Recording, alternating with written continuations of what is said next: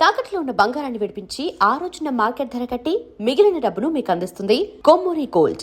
ఇండస్ట్రీలో చాలా మంది శోభన్ బాబు గారు డబ్బుని ఎలా చూస్తారో కథలు కథలుగా చెప్తారు. అవును. ఎంత జాగ్రత్తగా ఖర్చు పెడతారో, ఎలా ఇన్వెస్ట్ చేస్తారని చెప్పేసి. మీకు శోభన్ బాబు గారి మధ్య ఎప్పుడైనా ఈ మనీ విషయాలు కానీ లేదు, లేదు? అంతవరకు మేము ఎప్పుడు మాట్లాడుకోలేదు. ఉమ్, చంద్రమోహన్ గారు కూడా నాతో ఎప్పుడు డబ్బు గురించి మాట్లాడలేదు. ఉమ్. వారిద్దరూ అంతే. వాళ్ళిద్దరూ అంతేనట ఉమ్, పాపం. కాకపోతే శోభన్ బాబు గారు చేసినంత తెలివిగా చంద్రమోహన్ గారు జరగలేదు. ఉమ్, బట్ అబ్బాయి డబ్బు అనేది చూసారా, ఉమ్, ఐ డోంట్ నో. శోభన్ బాబు గారు డబ్బు విషయంలో పాపం అలా ఉండడానికి కారణం ఏంటంటే బహుశా ఆయన చిన్నప్పటి నుంచి ఆయన పరిస్థితులు ఎట్లాంటి పరిస్థితుల్లో వచ్చారో ఏమిటో. మేడం. నేనేం గొప్ప పరిస్థితుల నుంచి రాలేదు, ఉమ్, కానీ మేము ఇన్సెక్యూరిటీలో పెరగలేదు. ఉమ్, ఉమ్, ఇద్దరే ఆడపిల్లలు, మాకు ఎప్పుడు ఏ లోటు కనిపించలేదు మాకు. ఉమ్, మా నాన్నగారు మాకు ఏది కావాలన్నా దట్ వాజ్ ద బెండకాయ కూర వండితే ఆయన ముందు వేసుకునేవాళ్ళు కాదు, ముందు మేము తిన్నాక మిగిలిందని వేసుకునేవాళ్ళు. అట్లా పెంచారు మమ్మల్ని. ఉమ్. అంటే ఇలా పెరగడం వల్ల కూడా సమస్య ఒకటి అయిందిగా. ఇప్పుడు ఉదాహరణకు ఒకటి చెప్తాను. సీతామహాలక్ష్మి సినిమాలో సైడ్ క్యారెక్టర్, అంటే సైడ్ క్యారెక్టర్ అనొచ్చు, లేదా లీడ్ సెకండ్ లీడ్ అనొచ్చు, ఏదో ఆమె 30,000 తీసుకుంటే మీరు 12,000 తీసుకున్నారు కదా హీరోయిన్ గా. మీకు ఎలా తెలిసినవి ఇవన్నీ? ఎలా తెలిసాయి ఇవన్నీ? కరెక్టే కదా. పల్లవి చెప్పింది నాకు ఆ మధ్య ఎప్పుడో. అందే నీకు ఎంత ఇచ్చారు రామేశ్వరి అంది. అంటే 12,000. అది కూడా నా లాస్ట్ 2,000 ఇవ్వడానికి నా ప్రాణాలు. మా అక్క కోపం వచ్చింది.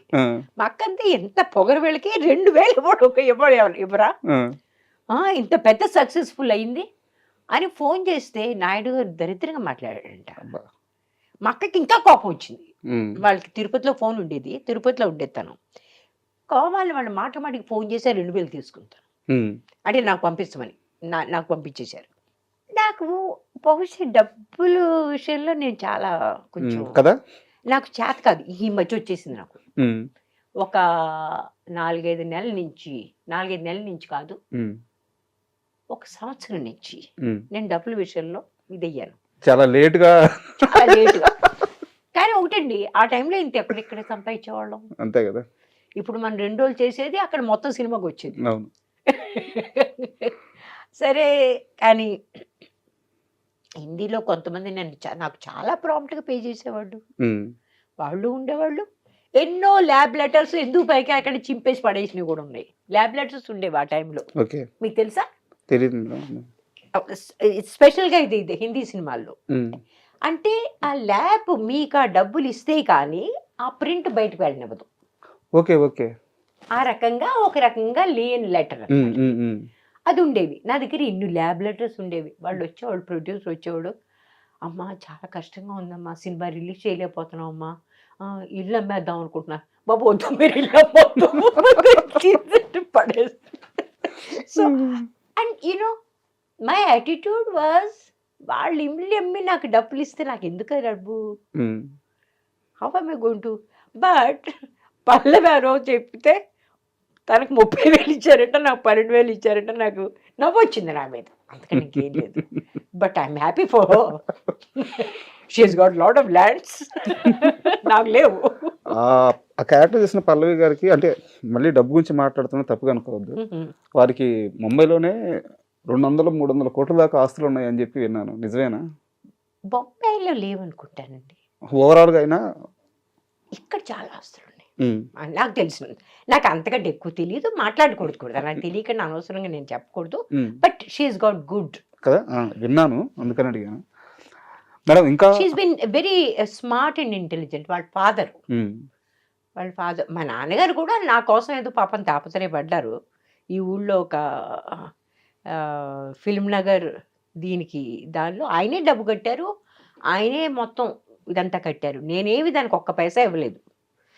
అది నేను ఇల్లు కడదామని చూస్తే నాకు ఎట్లా కట్టాలో చేత కాలేదు. వచ్చాను, పెద్ద భూమి పూజన చేయించాను, నానా ఆడాడు పెట్టాను. ఆ టైంలో ఒక 40-50 లక్షలు అవుతుంది అక్కడ ఇల్లు కట్టాలి అంటే అనుకున్నాను. ఓకే, 40-50 లక్షలు పెట్టి ఆ ఇల్లు కట్టి ఏం చేయాలి దాన్ని, నాకు అర్థం కాలే. ఇంకొకరు చంద్రమోహన్ గారు లాంటి వాళ్ళు ఆ వాస్తు దరిద్రంగా ఉంది, అక్కడ నువ్వు ఇల్లు కట్టదు, ఆయన ఒకటి. నాగార్జున గారు చూసి ఎంత మంచి సైటు, అక్కడి నుంచి గోల్కొండ కనిపిస్తుంది నీకు, ఆయన ఈ రకమైన ఇవన్నీ చూసేసరికి ఈ లోపల ఎవరో వచ్చి ఆక్రమించుకుంటారని వచ్చింది. కొంతమంది అయితే బొంబాయి వచ్చేసి అది ఇంత కొంట అంత కొంట అని చిన్న చిన్న అమౌంట్స్లో చెప్తున్నారు అంత పెద్ద స్థలానికి. ఇవన్నీ చూస్తుంటే నాకు చిరాకేసింది. నాకు అనిపించింది ఐ కాంట్ హ్యాండిల్ దిస్ అనిపించింది. నేను మాత్రం బొంబాయి వచ్చి ఇక్కడ స్థిరపడాలని అనుకోలేదు. కారణం ఏంటంటే ఆ ప్రదేశం ఉంది, అక్కడ నా పక్కనేమో చిరంజీవి గారు, ఇటువైపు ఏమో అజరుద్దీన్, ఇటువైపు ఫలానా, ఇటువైపు అందరూ మెగా స్టార్స్.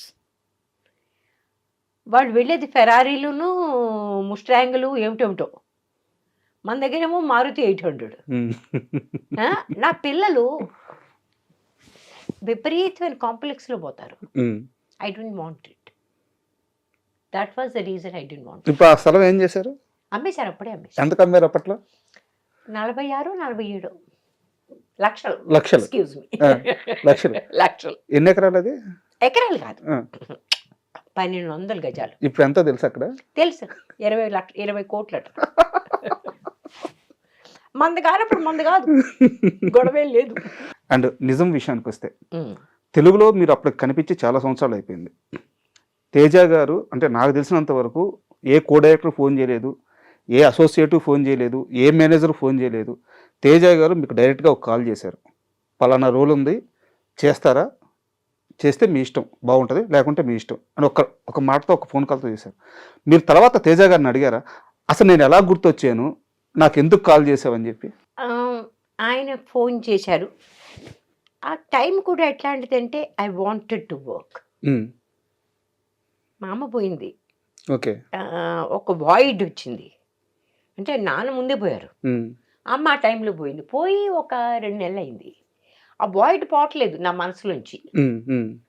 మా ఆయన కూడా అన్నాడు, నువ్వు బయటికి వెళ్ళు, just get out of here, do something అన్నాడు అనమాట. ఎందుకంటే నేను చాలా బాయిస్టర్స్, నేను ఎప్పుడు చాలా పాజిటివ్గా తిరిగే రకాన్ని, నన్ను అట్లా చూడడం ఎవరికి ఇష్టపడలేదు. సరే ఆ టైంలో ఈయన ఫోన్ వచ్చింది, నేను తేజ అన్న. తెలుసుండకపోతే తప్పలేదు. ఐ సెడ్ ఓకే, డైరెక్టర్ నేను, సినిమాలు తీస్తుంటాను, నా కన్సర్న్ పేరు ఇది, ఇలా ఒక క్యారెక్టర్ ఉంది, చాలా మంచి క్యారెక్టర్, మీరు కథ వచ్చి వింటాను అంటే మీకు టికెట్ బుక్ చేస్తా ఉన్నారు, ఇవాళ చేయమంటే ఇవాళ చేస్తా ఉన్నారు. అంటే ఇవాళ వద్దండి, రేపు కూడా వద్దు, ఎల్లుండి చేయండి, okay, I need a little time to think, ఎల్లుండి చేయండి అన్నాను. ఆ పొద్దున్న టికెట్ బుక్ చేస్తాం, సాయంత్రం మీరు వెనక్కి వెళ్ళిపోవచ్చు అన్నారు. సరే అన్నా. అప్పుడు మీరు అడగలేదా హీరో ఎవరు ఏందనేది ఫోన్లో కూడా? ఓకే, నేను ఎప్పుడు కూడా బహుశా దీని గురించి పట్టించుకోలేదు. వాట్ డూ దే ఆఫర్ మీ, అది నాకు ముఖ్యం. తిన్నగా వాళ్ళ ఆఫీస్కి వెళ్ళాం, ఆయన వెంటనే కలిశారు, మొత్తం అంతా చెప్పారు. ఆయన అన్నారు, ఈ క్యారెక్టర్ మేము చాలామందికి ఆఫర్ చేసామండి, వాళ్ళ ప్రాబ్లమ్స్ వాళ్ళు చేయలేదు. రేఖా గారు కూడా చేశారని నేను విన్నా, ఎంత నిజమో అబద్ధం మనకు తెలియదు. జయసుధ గారు చేశారని మాత్రం తెలుసు. ఆ మందట కొంచెం ఫిజికల్, ఇంత ఫిజికల్ నేను చేయలేను అన్నట్టు. నేను ఆ ఫిజికల్ బట్ గురించి ఆలోచించలేదు, ఒక క్యారెక్టర్గా ఆలోచించాను అంతే. క్యారెక్టర్ ఆయన చెప్తా ఉంటే నాకు నచ్చింది. కొన్ని చోట్ల బహుశా ఆయన చెప్పింది నేను సరిగ్గా అర్థం చేసుకోలేదు కూడా. ఆ తర్వాత నేను షూటింగ్ చేస్తున్నప్పుడు అర్థమైంది, ఆయన చెప్పింది వేరు, నేను అర్థం చేసుకుంది వేరని. బట్ ఎనీవే ఇదంతా జరిగాక కూడా దీనిలో హీరో మహేష్ బాబు అని చెప్పారు. కృష్ణ గారి అబ్బాయిని, అది తెలుసు నాకు, అంతకంటే పెద్ద ఎక్కువ తెలియదు. ఆయన సినిమా, అబ్బాయి సినిమాలు చూడలేదు, చిన్నపిల్లాడిగా ఏదో సినిమా చూశాను అంతే, అంతకంటే చూడలేదు నేను. సరే అట్లాగే అనుకున్నాం. మీకు ఎంత డబ్బు కావాలన్నారు? I said I have no idea. మళ్ళీ అదే సమస్య, మనకి ఎప్పుడు ఉండే సమస్య, no idea. They said will give you this much. Said okay. ఆ తర్వాత మహేష్ నిజంగా నన్ను తిట్టాడండి. అవునా? ఏంటి అంత తక్కువ డబ్బు చేశారా మీరు, ఏమన్నా అసలు మీకు ఏమన్నా ఎవరన్నా అడిగే మాట్లాడినా లేదా, పెద్దవాళ్ళు తింటారే అని తిట్టాడు. మరి అంత తక్కువ చేశారా?